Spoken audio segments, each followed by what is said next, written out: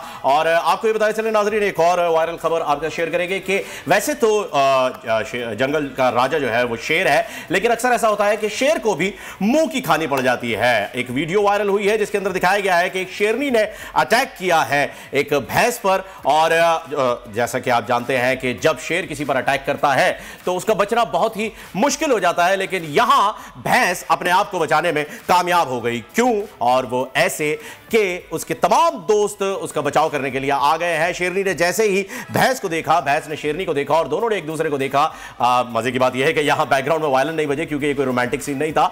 यहां पर एक थ्रिलर म्यूजिक आया और उन तमाम भैंसों ने कोशिश ये की कि शेरनी को बचाया जाए। इंस्टाग्राम पर यह पोस्ट की गई है वीडियो, जिसमें आप देख सकते हैं कि जंगल में मौजूद एक भैंसों का झुंड है जहां पर इसे बचाया गया है।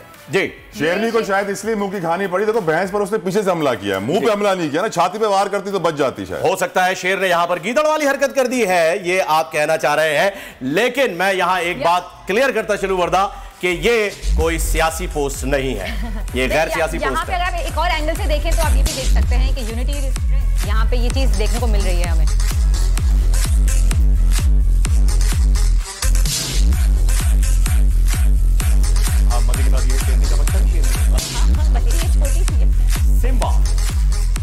Simba looks like Simba. तो देखिए, ये सियासी माहौल को सपोर्ट कर रही थी न्यूज, लेकिन हमने पहले ही कह दिया ये गैर सियासी खबर है। क्यों तला?